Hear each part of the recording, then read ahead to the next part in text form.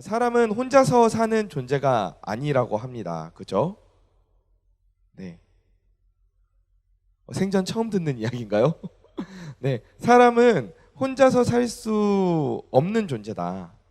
혼자서 살 수 있는 존재가 아니다. 라는 말을 아마 여러분도 한 번쯤은 들어봤을 거예요. 우리도 함께 살고 있고 아무리 1인 가구로 따로 떨어져서 산다 그래도 우리가 다른 사람과 모든 관계를 끊고 혼자서 살 수는 없어요. 네, 그렇게 살기는 어렵습니다. 서로 영향을 주고받으면서 우리는 살고 있어요. 그런데 한 연구를 해보니까 아무리 MBTI가 I인 사람이라도 I가 만점으로 나오는 사람이라도 I가 이제 내향적이죠. 네.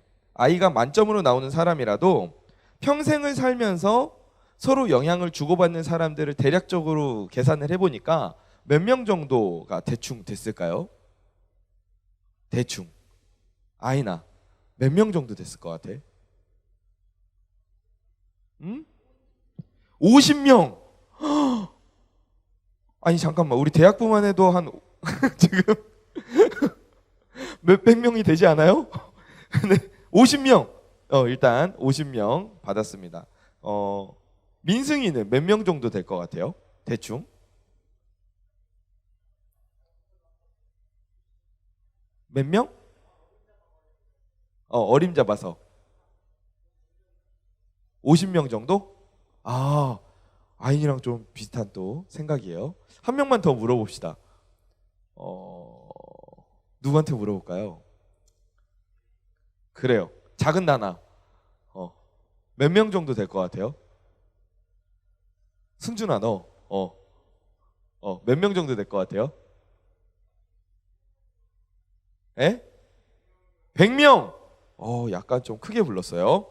정답을 말해주면 약 10,000명 정도 영향력을 미친다고 해요. 평생이니까. 그러니까 여러분이 생각했던 숫자보다 더 크죠? 아마 훨씬 클 거예요. 이렇게 우리는 살면서 내가 영향력을 미치고 싶지 않아도 영향력을 주고 살아요. 그리고 내가 영향을 받고 싶지 않아도 내가 영향을 받으면서 산단 말이에요.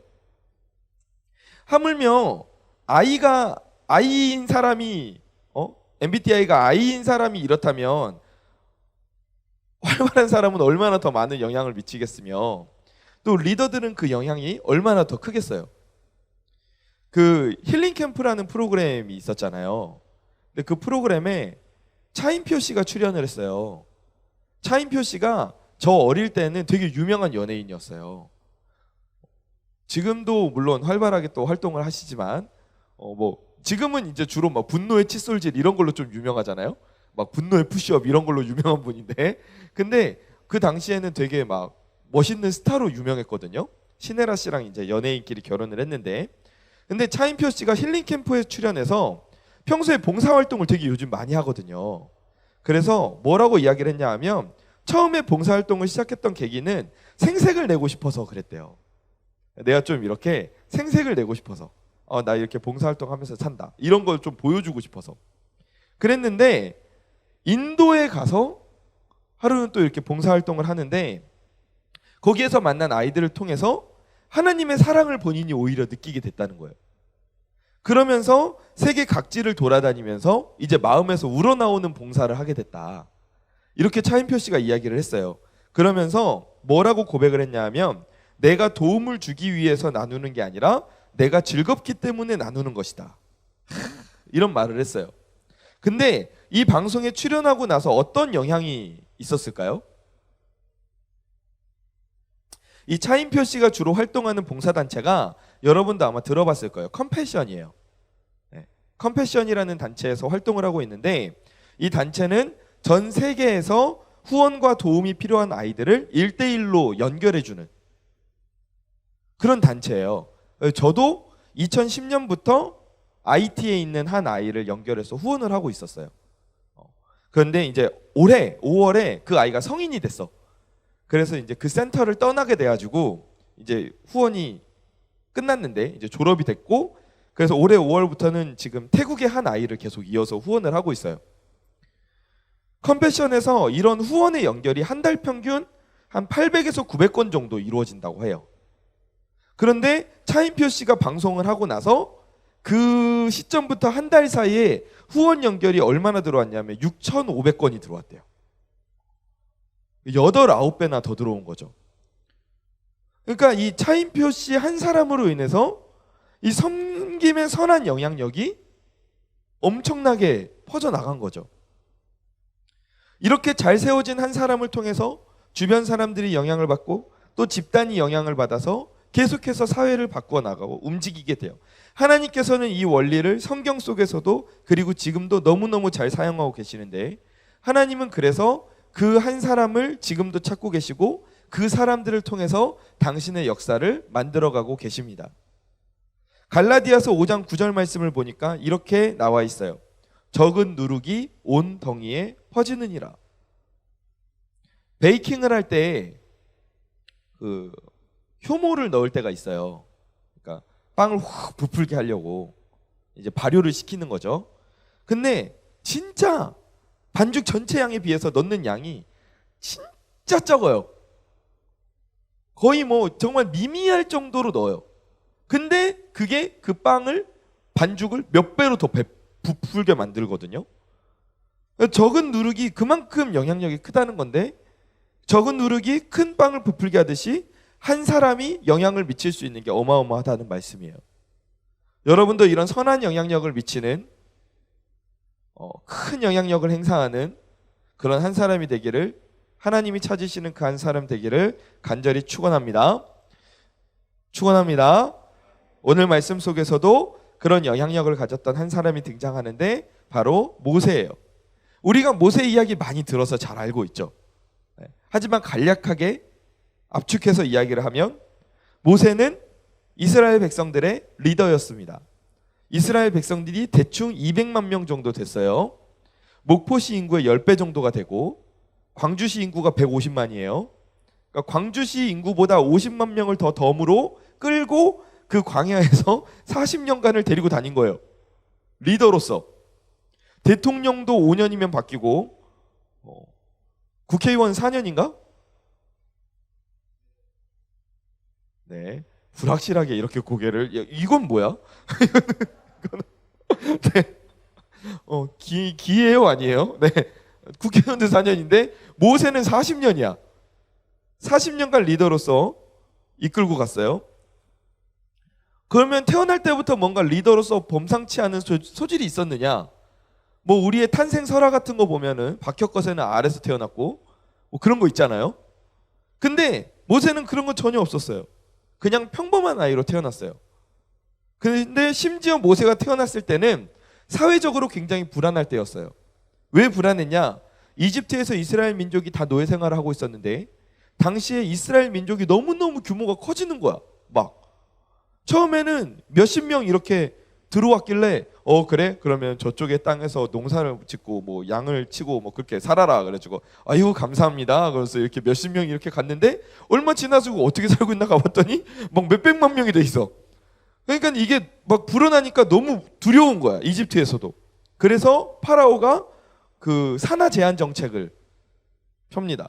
그래서 이스라엘의 남자 어린아이를 모두 죽이라는 명령을 내려요. 그러니까 모세도 태어나자마자 꼼짝없이 죽게 될 운명이었어요. 근데 이런 모세가 그렇게 불안한 상황 속에서 태어났고 그렇게 평범하게 태어났는데 뭐 태어나자마자 뭐 나를 따르라 하고 태어난 거 아닌데, 근데 하나님의 인도하심으로 말미암아 그 리더가 되었다는 거죠. 리더가 되었다는 거예요. 80여 년의 인생 이후로 리더가 되었는데, 그 리더가 된 게 하나님이 쓰시는 리더가 되었는데 하나님의 여러 훈련 끝에 그 리더가 되었다는 거죠. 하나님의 인도하심 끝에. 사랑하는 여러분, 여러분도 모세와 같은 그 하나님이 쓰시는 그 한 사람, 선한 영향력을 미치는 그 한 사람이 되기를 간절히 소망합니다. 이 세상에는 지금 그 한 사람이 너무너무 필요해요. 오늘 설교 제목이 뭐죠? 레스. 네. 저도 솔직히 원어 발음이 뭔지는 모르겠어요. 이 원어 발음으로 아는 사람. 네? 윤진이. 네. 뭐예요? 뭐예요? 아, 솔직해요. 네. 그래요. 한글로 번역하면 구출자라는 뜻이에요. 구출하는 사람, 구출해내는 사람. 지금 이 세상 가운데에는 그런 하나님이 사용하시는 그 구출자, 그 한 사람이 너무너무 필요하다는 거예요. 이렇게 모세가 하나님이 쓰시는 선한 영향력을 가진 리더가 된 데에는 아주 결정적인 영향을 미친 한 요소가 있었어요. 그렇게 평범하게 태어났고 뭐 별다를 거 없었고, 그런데 그가 리더가 된 데에는 아주 결정적인 한 요소가 있었어요. 뭘까요? 무엇일까? 우리가 이걸 알면 우리도 모세처럼 하나님이 쓰시는 그 선한 영향력을 미치는 리더로 세워질 수가 있는 거예요. 그죠? 그럼 우리가 이 비결을 알아야 되는데, 이 비결이 뭘까? 결정적인 영향을 미친 요소는, 저를 따라해 봅시다. 하나님의 말씀. 하나님의 말씀이었어요. 태어날 때 평범하게 태어났고 심지어 사회적인 혼란 가운데서 태어난 모세였어요. 그런데 그런 모세를 하나님께서 사용하시는 200만의 이스라엘 백성들을 인도해내는 그 리더로, 구출자로, 그 한 명의 리더로 하나님께서 세우실 수 있었던 것은, 그가 그렇게 설 수 있었던 것은 바로 그에게 그의 삶 가운데 하나님의 말씀이 단단하게 뿌리내리고 있었기 때문이었어요. 모세는 이집트 왕궁에서 왕자로 자라났잖아요. 오늘 말씀을 보면 이제 산하 제한 정책에 이제 모세를 숨겨서 키울 수가 없어. 애가 우는데, 애들은 하여간 그냥 울어요.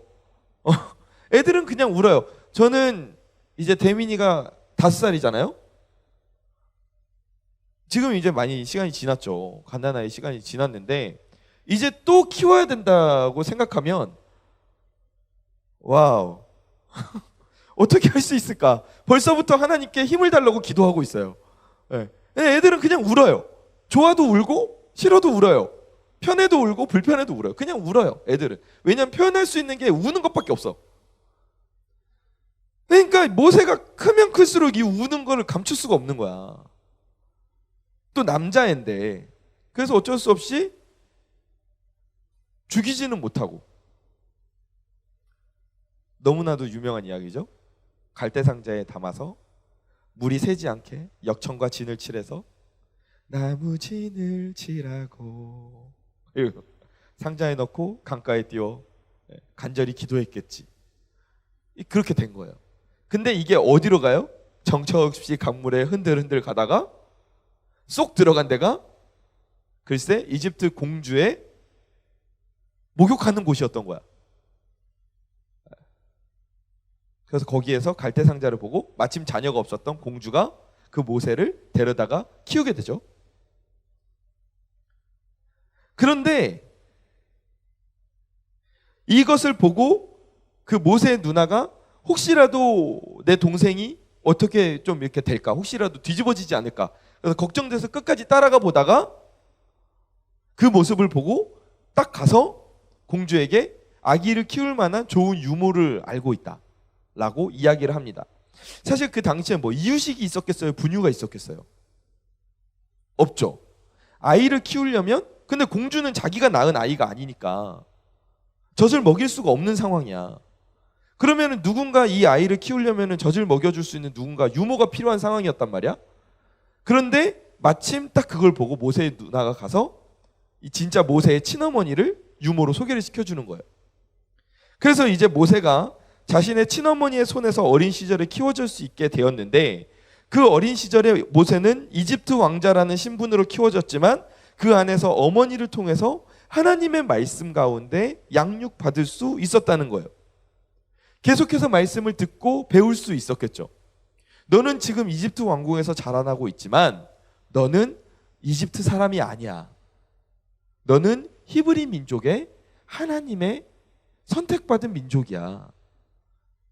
너는 절대 이 정체성을 잃어버리면 안 돼. 하나님이 우리에게 말씀하셨어. 하나님이 우리에게 약속하셨어. 그 이야기들을 계속 어릴 때부터 해주는 거예요. 그래서 이집트 학문을 배우고 있었지만 그와 동시에 모세의 마음속에는 계속해서 뭐가 자라나요? 하나님의 말씀이 계속 새겨지는 거예요. 이걸 우리가 어디에서 보면 알 수 있어요? 모세가 자기의 정체성을 정확하게 어머니에게 배워서 알 수 있었다라고 우리가 추론할 수 있는 부분이, 모세가 이집트 그 사람이, 애굽 사람이, 이집트 사람이 히브리 사람을 때리는 것을 보고 자신의 동족을 치는 것을 보고 화가 나서 가서 이집트 사람을 치잖아요. 그러니까 자기에게는 내가 이집트 사람이 아니라 히브리 사람이고, 그리고 하나님께서 우리 민족을 이곳에서 이렇게 그냥 노예로 끝나게 하시지 않을 거야 라는 생각이 그 마인드 가운데 있었던 거예요. 하나님의 말씀이 이 모세의 삶 가운데 새겨졌던 거예요. 그래서 그것이 모세의 생각이 되고 인격이 되고 모세의 인생이 된 거예요. 우리 사랑하는 대학부 지체 여러분, 모세처럼 하나님 말씀이 여러분의 생각이 되기를, 여러분의 마음밭에 새겨지기를 주님의 이름으로 간절히 축원합니다. 여러분의 인격이 되기를 축원합니다. 여러분의 삶이 되기를 간절히 축원합니다. 모세의 선한 영향력이 어디에서 나올 수 있었습니까? 모세가 구출자가 될 수 있었던 것은 어디에서 나왔어요? 모세가 하나님의 무엇 위에 세워져 있었기 때문에, 말씀 위에 세워져 있었기 때문에 그게 가능했던 거예요. 어떤 사람이 물에 떠내려가고 있었어요. 막 홍수가 나서. 그래가지고 물에 떠내려가고 있었어요. 살려주세요! 살려주세요! 뭐 이렇게 외쳤겠죠. 더 간절하게 외쳤겠죠. 근데 한참 외치다 보니까 어디선가 목소리가 들려오는 거예요. 네, 구해줄게요. 목소리가 들려오는 거예요. 그래서 물에 빠진 사람이 이제 살았구나. 그러고선 어디에서 목소리가 들렸는지 고개를 이렇게 막 떠내려가면서 막 안간힘을 쓰면서 막 이렇게 봤어요. 근데 나를 구해주려면 누군가가 육지에 서 있어야 되잖아. 땅에 서 있어야 될 것 같은데 아무리 봐도 사람이 없어. 어디 누가 나를 구해준다는 거야? 이러고서 막 보는데 저쪽 뒤에서 한 사람이 더 물에 내려오고 있는 거예요. 그러면서 그 사람이 말하는 거예요. 그 사람이 소리치고 있는 거예요. 잠시만 기다리세요. 근데 저도 지금 떠내려가고 있어가지고 좀만 기다려보세요 하면서 막 가는 거예요. 여러분, 이게 말이 되는 상황인 것 같아요? 말이 되는 상황일까요? 물에 빠져서 허우적거리는 사람을, 같이 물에 빠져서 허우적거리고 있는 사람이 구해줄 수 있을까요?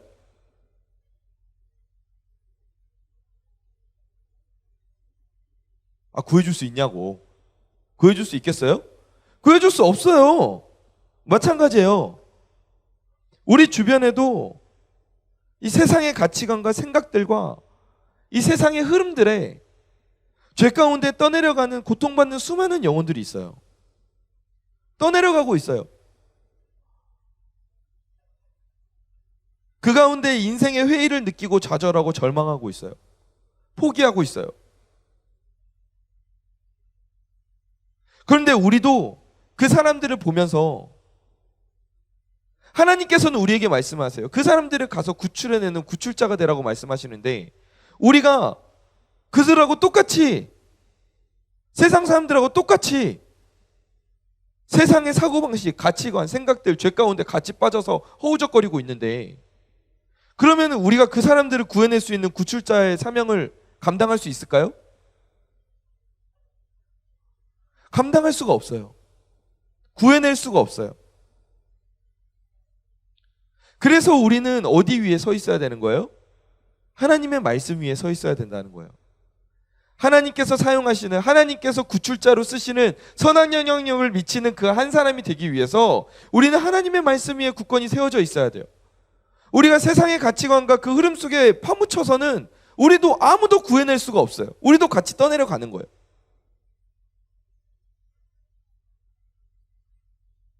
이해가 되시면 아멘 합시다. 사실 어떻게 보면 모세는 조건이 좋은 인생이었죠. 이집트예요. 그 이집트에서 왕자로 컸어요. 얼마나 많은 지식을 배우고 많은 걸 누리고 권력을 누렸겠어요. 근데 모세는 자신의 힘과 생각으로는 절대 선한 영향력을 미칠 수가 없었어요. 출애굽기 2장 11절에서 12절 말씀을 보면 방금 전에 제가 설명을 했던 그 파트가 등장을 하는데, 모세가 장성한 후에 한 번은 자기 형제들에게 나가서 그들이 고되게 노동하는 것을 보더니, 그러니까 히브리 민족이 자기의 형제들이라는 걸 지금 인지를 하고 있어요. 모세가 어떤 애굽 사람이 한 히브리 사람 곧 자기 형제를 치는 것을 본지라. 그리고 어떻게 해요? 좌우를 살펴 사람이 없음을 보고 그 애굽 사람을 쳐 죽여 모래 속에 감춰요.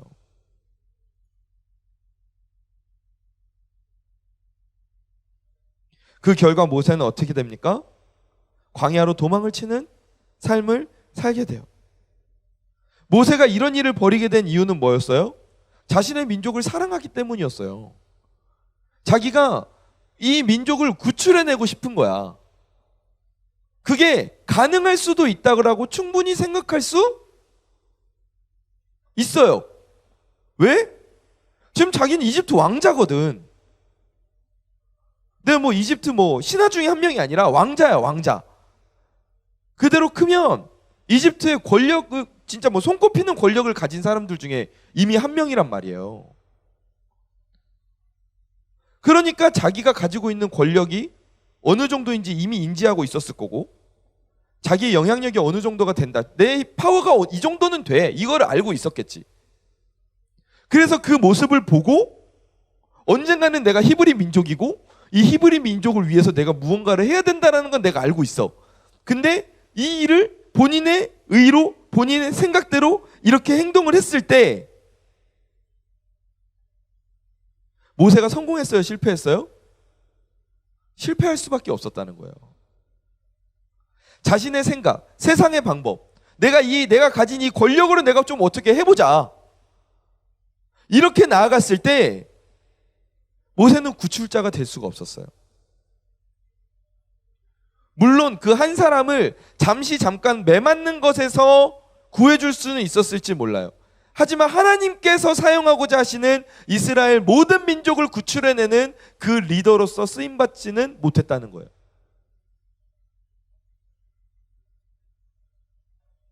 하지만 그 이후에 모세가 다시 한번 40년의 시간을 보냈는데 그 가운데에서 다시 그 삶의 자리가 세워지는 거예요.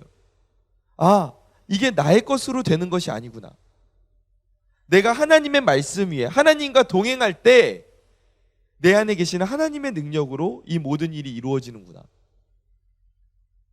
하나님의 지혜로 모든 것이 이루어지는구나.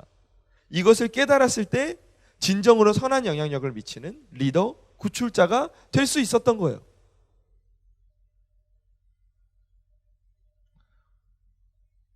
세상도 우리에게 말합니다. 성경과 같이 우리가 세상을 이끄는 리더가 돼야 된다고 말해요. 저기 끝에 뭐 말단으로 가십시오 이런 말 말하지 않아요. 다른 사람들을 이끄는 리더가 되어야 된다고 주장해요. 그런데 세상이 주장하는 리더의 근간은 뭐예요? 그 이야기는 뭡니까? 뿌리를 보면 다른 사람들을 살리는 게 아니라 다른 사람들을 딛고 일어나라는 거예요. 다른 사람보다 더 힘이 커져서 그 사람 위에 군림하라는 거예요. 함께 사는 게 아니라 소수만 살아남는 피라미드 구조를 세상은 우리에게 들이밀고 있어요. 그런데 이렇게 해서는 하나님의 선한 영향력을 미칠 수가 없는 거예요. 사람의 의로는 하나님의 선한 영향력을 미칠 수가 없어요. 세상의 방법으로는 이 온 세상 만민을 살리는 그 구출자의 사명을 감당할 수가 없다는 거예요. 하나님의 자녀인 우리들이에요. 세상에서 하나님께서는 우리가 선한 영향력을 미치는 구출자 한 사람이 되기를 원하세요. 그 사람을 찾고 계세요. 그러려면 우리가 어디 위에 세워져야 됩니까? 하나님의 말씀 위에 세워져야 된다는 거예요. 하나님의 뜻 위에 세워져야 된다는 겁니다. 그러할 때 이스라엘을 이끌었던 모세와 같이 그 한 사람이 될 수 있는 거예요. 사람을 살리고 세우는 그 한 사람이 되는 거예요.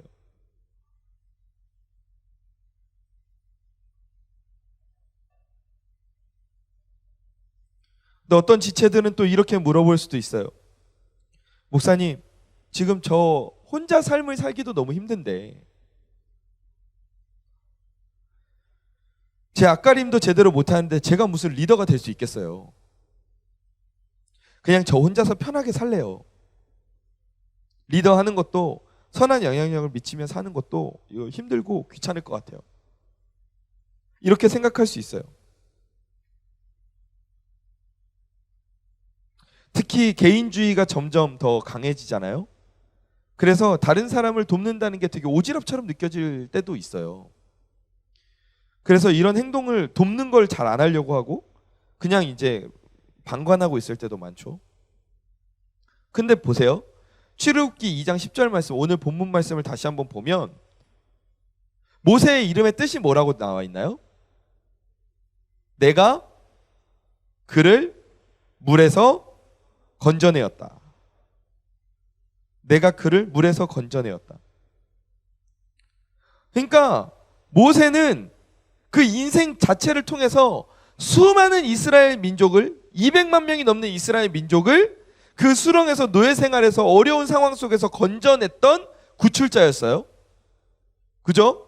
근데 모세도 동시에 보면은 뭐였어요? 건짐받은 인생이었어요. 모세는 이스라엘을 살려냈던 사람이에요. 하지만 그에 앞서 모세는 살리는 받았던 사람이었어요.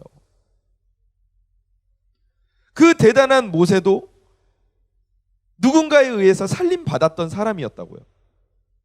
그럼 우리는 어떻습니까? 우리가 지금 살고 있는 건 무엇으로 인함인가요? 예수 그리스도께서 우리를 살리셨기 때문에 우리가 지금 살고 있잖아요. 십자가에 달려 죽으시고 우리의 모든 죄를 사하신 그 예수님의 사역을 통해서 우리가 살림을 받게 되었어요. 그리고 나서 예수님께서 우리에게 말씀하시는 거예요. 사도행전 1장 8절에서 뭐라고 말씀하세요? 오직 성령이 너희에게 임하시면 너희가 권능을 받고 예루살렘과 온 유대와 사마리아와 땅 끝까지 이르러 내 증인이 되라. 그 사명을 감당하는 자가 되라고 말씀하세요. 마태복음 28장 19절에서 20절 말씀에서 예수님이 우리에게 지상명령을 남기십니다. 같이 읽어봅시다. 시작.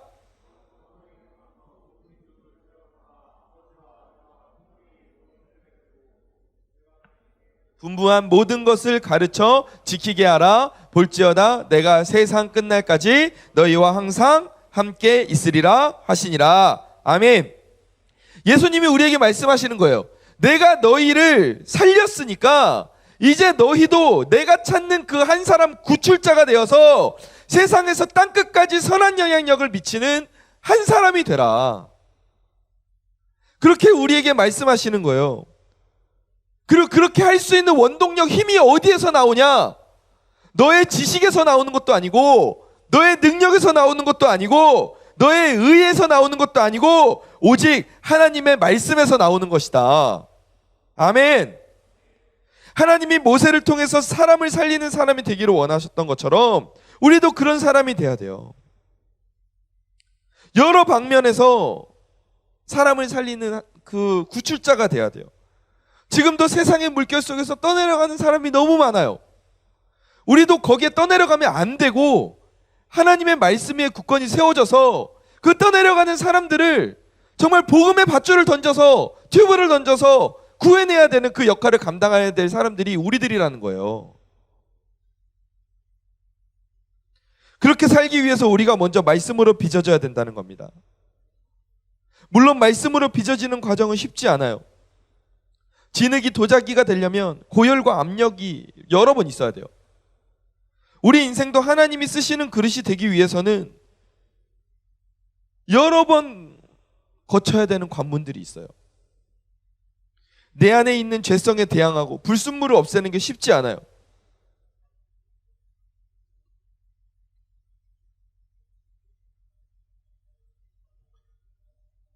사탄이 이걸 보고 우리를 가만히 두지 않아요. 우리가 성장해가는 과정에서 우리를 넘어지게 만들고 좌절하게 만들어요. 아, 내가 이렇게까지 해야 되나? 아, 내가 이렇게까지 하는데도 왜 안 되지? 포기하고 불평하게 만들고 다른 사람 탓을 하도록 만들고 우리가 선한 영향력을 미치지 못하도록 말씀 위에 세워지지 못하도록 우리를 계속 방해하는 거예요. 하나님의 말씀 위에 세워지지 못하도록 방해해요. 이럴 때 우리는 어떻게 해야 돼요? 이럴 때 우리는 어떻게 해야 됩니까? 될 대로 되라 하고 그냥 살아요? 아니에요. 따라해 봅시다. 끝까지 버텨라. 끝까지 버티는 거예요.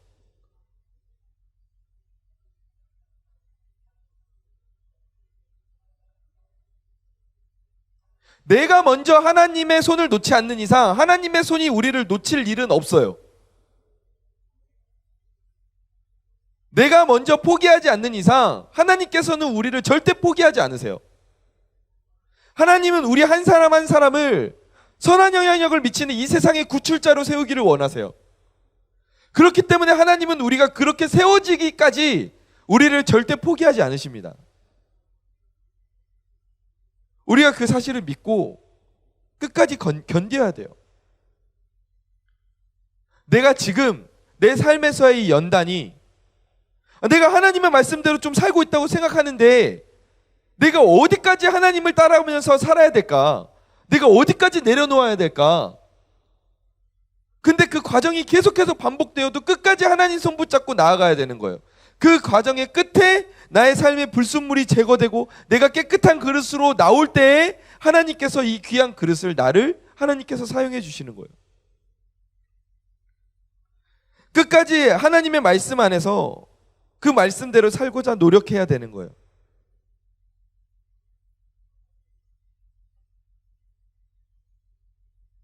디모데전서 4장 8절 말씀 함께 읽어봅시다. 시작. 육체의 연단은 약간의 유익이 있으나 경건은 범사에 유익하니 금생과 내생의 약속이 있느니라. 아멘.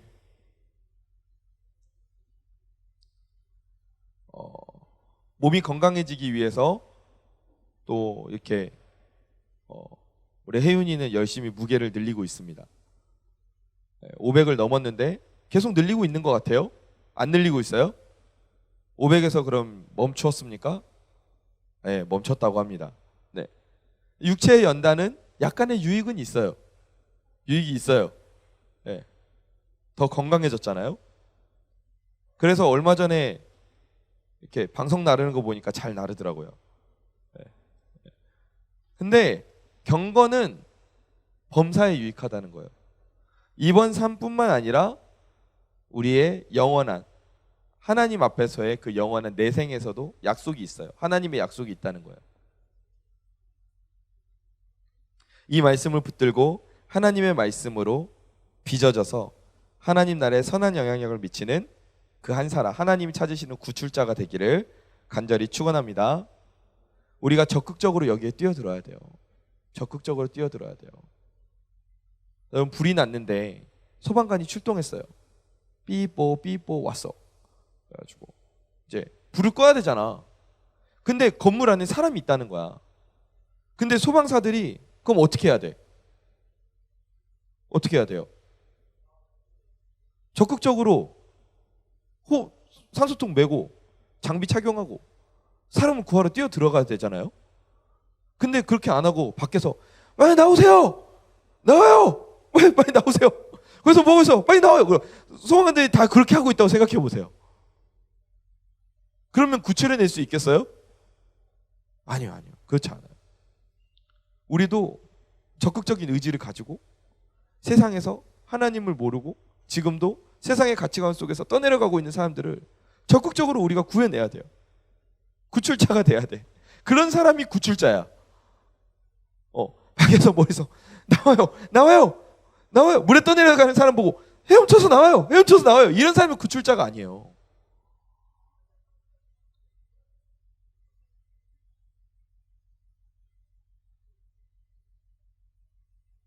예수 그리스도께서 우리의 시공간 속에 들어와서 우리를 살리셨듯이 우리도 세상 가운데에서 선한 영향력을 미치는 구출자가 되길 간절히 축원합니다.